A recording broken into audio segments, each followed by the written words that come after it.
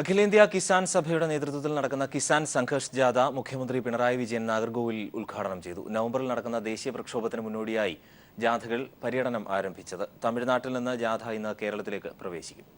ഭൂമിയില്ലാത്തവർക്ക് ഭൂമി നൽകുക, കാർഷിക വിളകൾക്ക് ന്യായവില ഉറപ്പുവരുത്തുക, കർഷകരുടെ കടം എഴുതി തള്ളുക എന്നിങ്ങനെ 15 ആവശ്യങ്ങൾ ഉന്നയിച്ചാണ് അഖിലേന്ത്യാ കിസാൻ സഭയുടെ നേതൃത്വത്തിൽ കിസാൻ സംഘർഷ് ജാഥ ആരംഭിച്ചത്. ജാഥ ഉദ്ഘാടനം ചെയ്യാനായി നാഗർകോവിലെത്തിയ മുഖ്യമന്ത്രി പിണറായി വിജയന് ആവേശകരമായ വരവേൽപ്പാണ് ലഭിച്ചത്.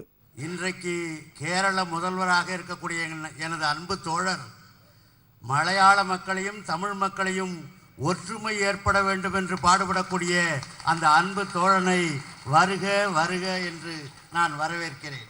500-ന്റെയും 100-ന്റെയും നോട്ടുകൾ പിൻവലിച്ച കേന്ദ്ര സർക്കാർ നടപടിയെ മുഖ്യമന്ത്രി രൂക്ഷമായ ഭാഷയിൽ വിമർശിച്ചു. ഇതൊരു പ്രചരണപരമായ നടപടിയായിട്ടാണ് വന്നിട്ടുള്ളത്. ജനങ്ങളെ ആകെ ബുദ്ധിമുട്ടിച്ചുകൊണ്ടാകരുത്, ജനങ്ങളെ പരിഭ്രാന്തിയിലാക്കിയാകരുത്. ഒരു തീയതി പറയാമല്ലോ, ഈ പറയുന്ന പ്രഖ്യാപനം തന്നെ നടപ്പാക്കാമല്ലോ. ഏതെല്ലാം തരത്തിലുള്ള പ്രയാസങ്ങളാണ് ആളുകൾക്ക് അനുഭവിക്കേണ്ടി വന്നിട്ടുള്ളത്. നവംബറിൽ നടക്കുന്ന ദേശീയ പ്രക്ഷോഭത്തിന് മുന്നോടിയായിട്ടാണ് രാജ്യത്തിന്റെ 4 ഭാഗങ്ങളിൽ നിന്ന് ജാഥകൾ ആരംഭിച്ചിരിക്കുന്നത്. കിസാൻ സഭയുടെ ദേശീയ ട്രഷറർ പി കൃഷ്ണപ്രസാദ് നയിക്കുന്ന ജാഥ ഇന്നു മുതൽ കേരളത്തിൽ പര്യടനം നടത്തും. ഉദ്ഘാടന സമ്മേളനത്തിൽ PB അംഗം കെ വരദരാജൻ, ദേശീയ നേതാക്കളായ Ashok Dhawale, M Vijayakumar, KV Ramakrishnan, Koliyakode Krishnan Nair, K ലാസർ സൈമൺ എന്നിവർ പങ്കെടുത്തു. News bureau, Thiruvananthapuram.